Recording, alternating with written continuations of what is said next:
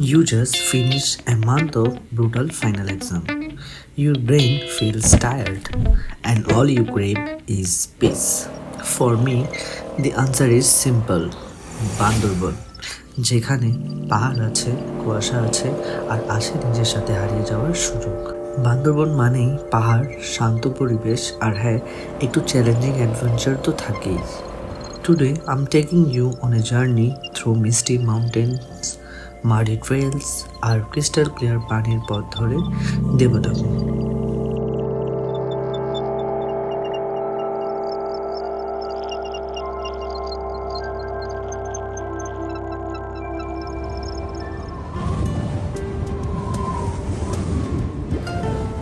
নতুন ব্রিজ থেকে শুরু হয় আমাদের জার্নি। আমাদের বলতে আমরা 3 বাইকে 4 জন। তো আমরা এখন নতুন ব্রিজ ক্রস করতেছি। এটা হচ্ছে নয়নদা আর সামনেটা হচ্ছে হাসান ভাই। যদিও আমাদের যাত্রা শুরু করার কথা ছিল ভোর 5টায়, কিন্তু তীব্র কুয়াশার কারণে আমরা শুরু করি 7টায়। 5 থেকে 10 কিলোমিটার রাইড করার পর দেখি কুয়াশার জমা পানিতে ক্যামেরা লেন্স ঝাপসা হয়ে যায়। ভাই অনেক ঠান্ডা পড়তেছে ভাই, অনেক ঠান্ডা ভাই, অনেক শীত ভাই, অনেক শীত। আমার হাতের গ্লাভস গুলো ভাই কোনো মানে মনে হচ্ছে যে আমি হাতে গ্লাভস পরি নাই, এত ঠান্ডা। কিন্তু সকালের রাইডটা ছিল খুব সুন্দর, কুয়াশার চাদরে ঘেরা।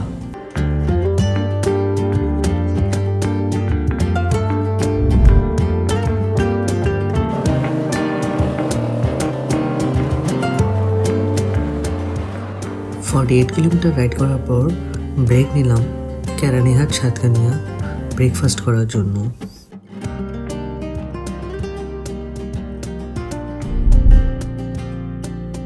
সকালের নাস্তা শেষ করে আবার রাইড শুরু করি অ্যান্ড আমাদের আজকের রাতের ক্যাম্প সাইট প্রান্তিক লেকের দিকে আগাই। এখন আমরা প্রান্তিক লেকে আমাদের ব্যাগগুলো রাখলাম, আমাদের স্লিপিং ব্যাগ, আমাদের যে কাপড় চোপড়ের ব্যাগ আছে ওগুলো রেখে এখন আমরা মেনলি যাচ্ছি রোয়াংছড়ি। দেবতাখুম ঘোরার ইচ্ছা আছে, বাকিটা দেখি কি হয়। প্রান্তিক লেক থেকে দেবতাখুমের দূরত্ব 42 কিলোমিটার, বান্দরবন শহর থেকে দেবতাখুমের দূরত্ব 27 কিলোমিটার। ভোর থেকে শুরু হয়েছিল আমাদের বাইক রাইড। পাহাড়ের ভেতর দিয়ে একটার পর একটা বাঁক, চারপাশে শুধু পাহাড়, গাছ আর ঘন কুয়াশা। একটা প্রবাদ বাক্য আছে যে তুমি যখন কারে ঘুরো, বাসে ঘুরো, তখন তুমি মুভি দেখতেছো, আর যখন তুমি বাইকে ঘুরো তুমি ওই মুভির ভিতরেই আছো। সো আমরা এখন মুভির মধ্যে আছি।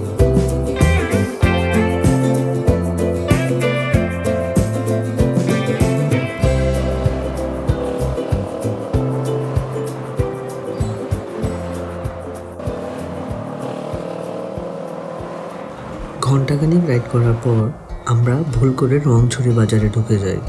সেখানে স্থানীয়দের থেকে জিজ্ঞাসা করে আমরা দেবতাখুমের পথে প্রবেশ করি। এরপর সিমবাগান অ্যান্ড 2-একটা আদিবাসীর পাড়া পার করার পর আমরা সেনাবাহিনী চেকপোস্টে পৌঁছাই।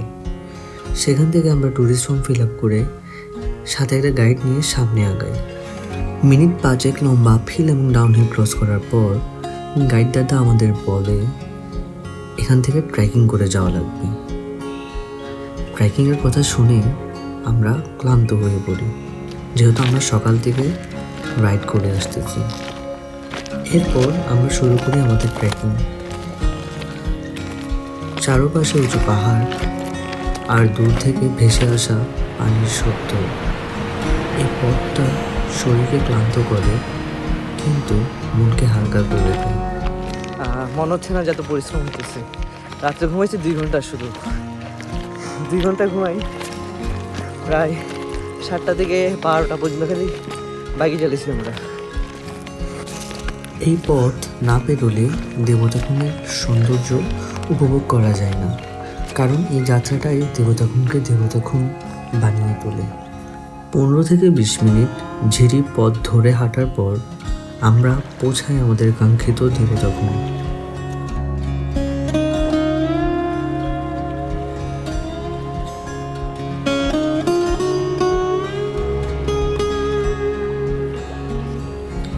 চারপাশে উঁচু পাথরের দেয়াল, মাঝখানে ধীরে বয়ে চলা ঠান্ডা পানি।